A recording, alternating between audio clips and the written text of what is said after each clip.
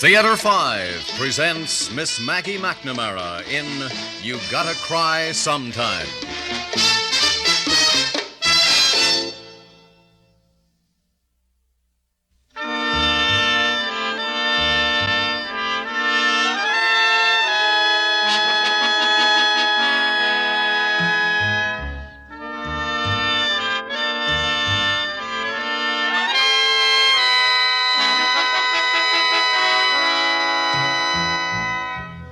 I'm Peg Lewis, and I'll tell you how it is between me and the opposite sex.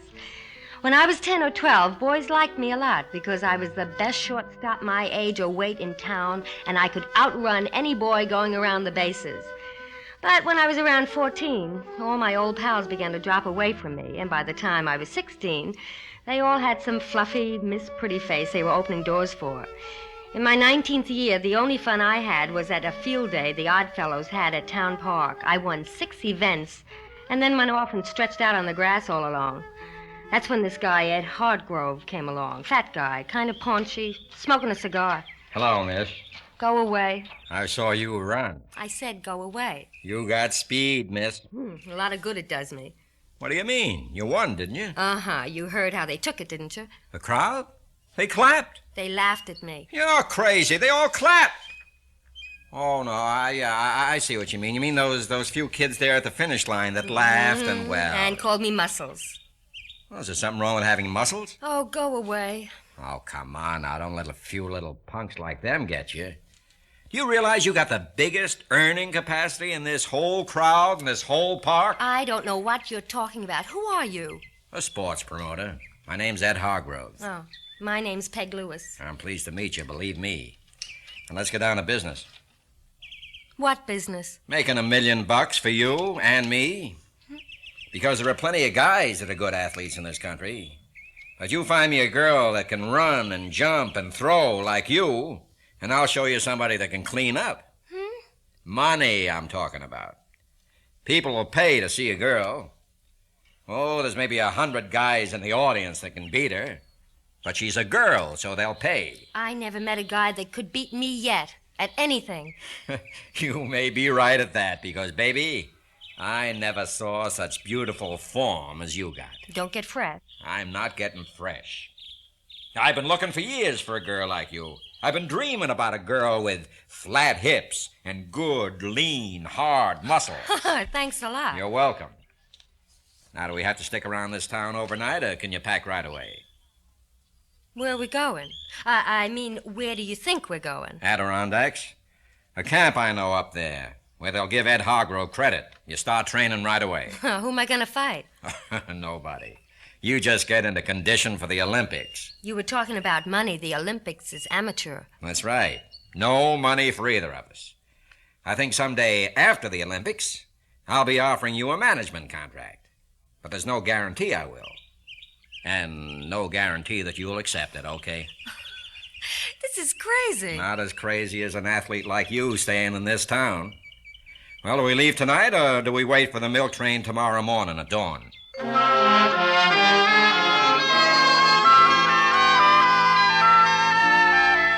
We left that night, even though my father had to be persuaded first. He was persuaded easy. It made me almost cry the way my father never raised the question of whether this Ed Hargrove was going to take advantage of me, as they say in the books. But I don't cry easy. Ed Hargrove might have had a pot belly and all, but believe me, he was some trainer, and I got to the Olympics. Gold medal winner of the women's low hurdles, Miss Peg Lewis of the United States.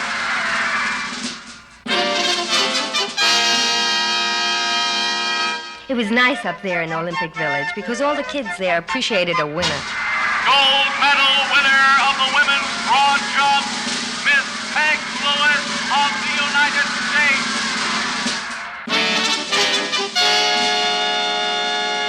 There was one guy, a pole vaulter from Australia, used to kind of hang around wherever I was. Gold medal winner of the women's 100-meter dash, Miss Peg Lewis of the United States.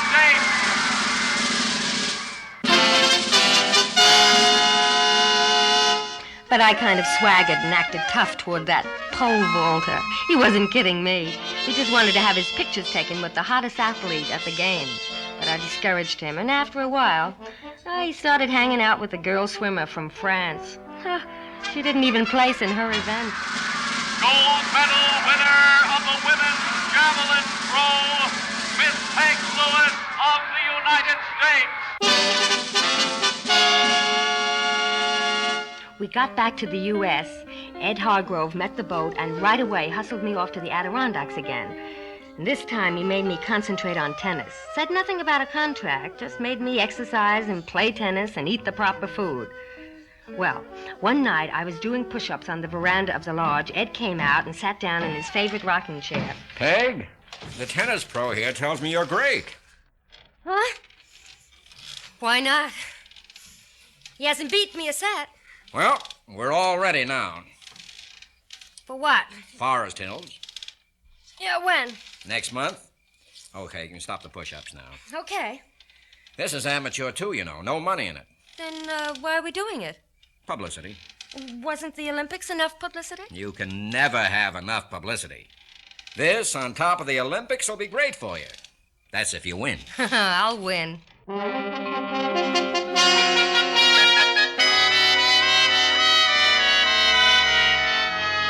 And I did win, though it wasn't as easy as I thought it would be. Louise Crandall and I went down to 17-17 in the rubber set of the finals before I broke her service and took the championship. Then... We're in, Peg. Good. Just a little more build-up. All-around athlete. You turn pro now. How's your golf game? Never played it. Well, I got a set of clubs for you. Now, let's go out and play it now. You're a golfer, kid. And here's where we start to make money.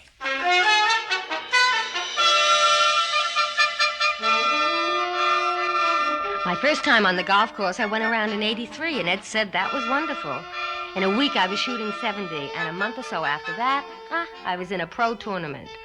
I don't want to sound monotonous, but I won. All of a sudden, we began making money. Peg, you want to look at this portfolio? What is it? Well, you know all those papers I had you sign? Yeah. Well, this is the results. Tear sheets of ads with your endorsements. You'll see them in the magazines, but I thought you might like to look at them first. Holy moly, look at this. It says I designed a set of golf clubs? That's right. And we're getting a royalty on every set sold. Yeah, but I never designed golf clubs. Oh, no. Remember when I introduced you to that engineer and he asked you what you liked in a golf club?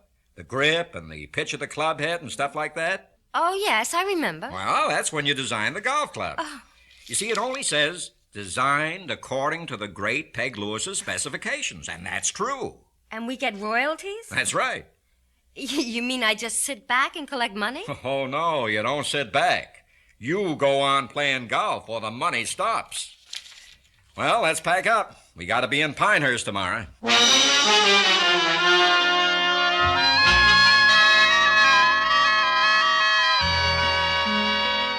Then I met Hop Throwin. It was one day after the exhibition in some town or other. I was having a steak and salad with no dressing and a pint of milk in the clubhouse dining room when this Hop Throwin came to my table. Hi there, Miss Lewis. Hello. If you want an autograph, you'll have to lend me your pen. No, I'm not looking for an autograph. I just wanted to say hello and say nice going. Oh, you mean this afternoon? This afternoon and before that. I've been following your career, and I think you're real big time. Look, mister, I've got a manager already, and he hasn't cheated me yet, so... No, wait a minute. I've got a manager, too. I'm not looking to cut into anything. As one athlete to another, I just wanted to say, well, nice going. Huh. I'm Hop Drowan. Pleased to meet you. Well, I'll be darned. You never heard of me. Are you somebody? I'm nobody, but you could read about me in the sports pages, even so.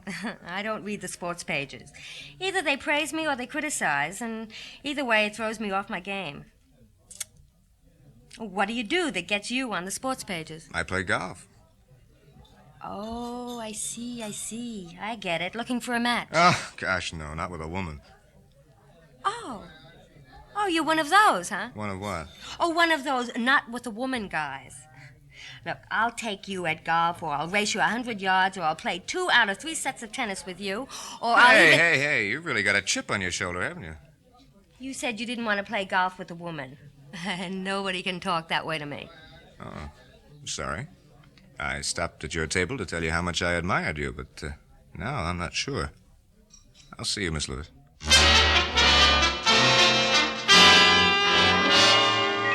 Back in my hotel room, I sat on the bed and I kept hearing those words of his. How much I admire you, Miss Lewis. And when I tried to get those words out of my mind, I thought of all the girls I went to high school with. All those pretty girls with houses to live in and husbands that come home to them. And then there was a knock on my door. It was just good old Ed Hargrove. Nice going today, Peg. Now, tomorrow, I figure on the dog leg. Look, get out. Get out! Get out and leave me alone. Okay, Peg, I'll get out. Who'd ever think that you'd act like a woman? I didn't sleep all night. And I blew the match the next day.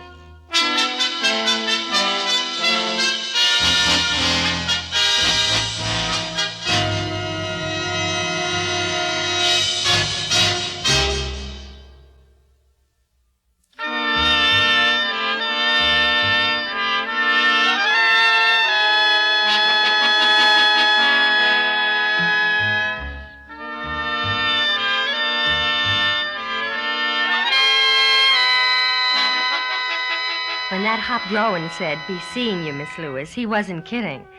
We saw each other plenty. Everywhere I went, there was Hop. Then one day I found myself back in that hometown of his. I shot 365s, Ed collected the prize money, and I went back to the hotel for a nap. Just a minute. Hello there. Oh, you. Me. You never returned any of the waves I waved at you all winter and most of the spring, so I thought I'd drop by and ask you to tell me about yourself. Why should I? Well, maybe it's because I've been a fan of yours ever since the Olympics. How many gold medals did you win? 5? No, 4. Oh, just 4. And only 2 world's records. If I'd been younger at the time, I'd have cut your picture out and taped it to my bedroom wall. Peg? Well? Tell me about yourself. Oh, you can read about me in the papers. First there was the Olympics, which you seem to know about, and then there was tennis. I said, tell me about yourself. I'm doing that. Want to know what I shot my first time on a golf course? No, I want to know about you. Okay, I'll tell you about me. I can beat you at anything. Ah, you're still that way, hmm? Mm-hmm, and always will be. Some man hurt you once? If I need psychoanalysis, I'll go to a man with a diploma. All right. You'll beat me at anything, hmm? The course is empty. Would you like to go around? Yeah, I'll go around. I'll take you on, and it'll be a pleasure to beat you.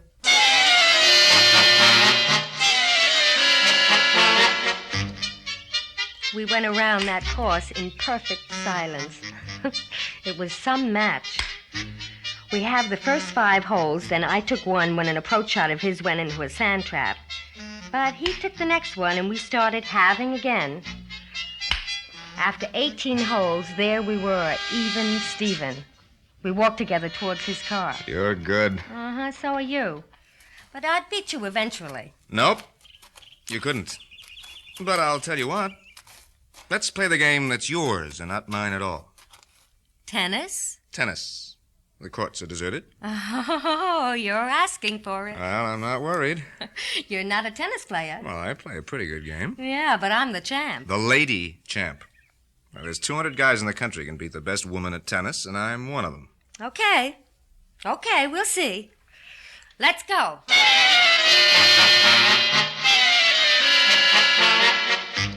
So we played tennis. The first set, I beat him 6-2. After that, I couldn't win for losing. He took the next 3 games, 2 of them my service, and we stood 1-4. I was dizzy. The sweat was stinging my eyes, and my legs were tired the way I'd never felt them before. And you know what he did on his service? He double faulted 4 times. I suspected him, but he made it look close. 2-4. So he took my service. And then, once again, he double faulted 4 times. Well, I screamed across the net at him that I didn't want his charity. We went to deuce 4 times, and then I had nothing left. He beat me, and that was it. Sit down. I never want to see you again. I'm sorry. You got what you wanted, didn't you? You beat me. All right, go away. Losing is that hard, is it? Losing to you, yes. Look, tonight there's a thing on at the club. A thing? Yeah, a thing, a do, a shindig, a dance. Can I take you? Look, didn't you hear me before? I never want to see you again. Peg, I didn't beat you. What do you mean you didn't beat me? You poor kid, don't you realize you played 36 holes this morning before I even got into the act? You were all tired out. I can't beat you at tennis. I can just beat you at good sense. I wanted to knock some nonsense out of you. That's why I rigged this. Rigged it? Sure, rigged it, because I wanted to make you realize that you shouldn't hate me. Not this man, anyway, not me, because the first time I ever saw you swing a golf club... Yeah, I know. You admired my flat hips and my lean, hard muscles. I admired your grace. I admired the beauty of every motion you made. Go away. Come to the dance with me, Peg. Leave me alone. Peg, come back here, Peg.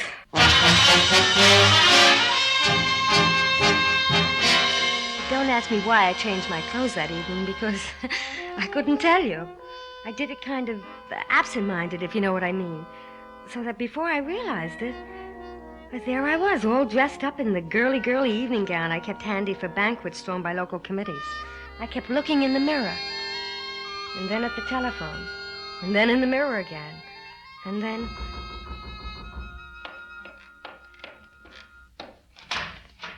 Beautiful. Oh, it's you. What did you say? I said beautiful. You, in that dress. Beautiful. Don't say things like that. All right. I won't say another word. Just, let's go to the dance. Are you crazy? Not that I know of. I can't dance. Oh, What are you laughing at? you said you can't dance. Well, I can't. Peg, don't you know that when you move across a court and hit a forehand drive, you're dancing more beautifully than any ballet dancer? Don't you know you're the most graceful girl in the world right this minute? Dancing's no different from golf or tennis. You'd be a natural at it because you're a natural at everything that takes grace and beauty. I'll show you the steps, and in 1 minute you'll be the best dancer on the floor.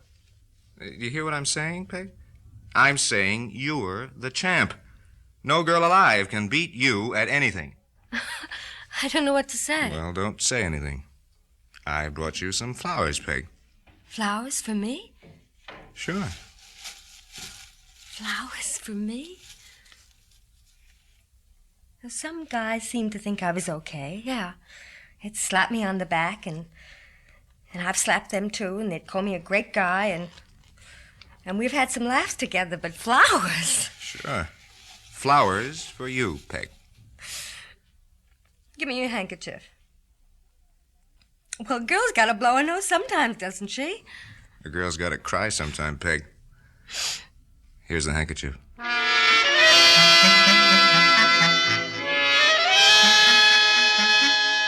If you want to know how it is between me and the opposite sex, come around to a house on a certain street in Hop's hometown, and you'll see. There are 2 boys, 4 and 7, and their old man regularly beats their old lady at golf and tennis and ping pong in the rumpus room. But not at dancing, and not at singing out loud while you're cooking dinner because you love someone with all your heart. I'm the champ at that.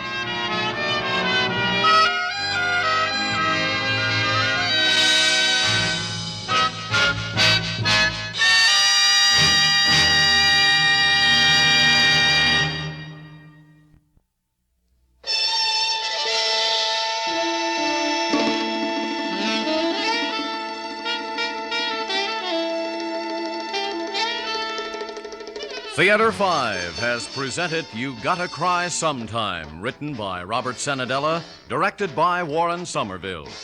In the cast, Maggie McNamara, David Kerman, and Ed Zimmerman. Script editor, Jack C. Wilson. Original music by Alexander Vlastotsenko. Orchestra under the direction of Glenn Osser. Executive producer for Theater 5, Mr. Lee Bowman. We invite your comments. Write to Theater 5, New York 23, New York. That's Theater 5, New York 23, New York.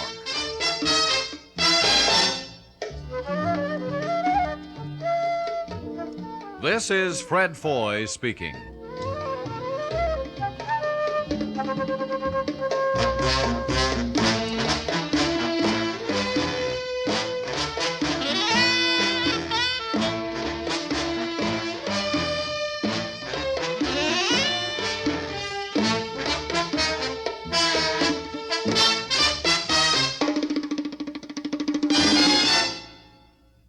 This has been an ABC Radio Network production.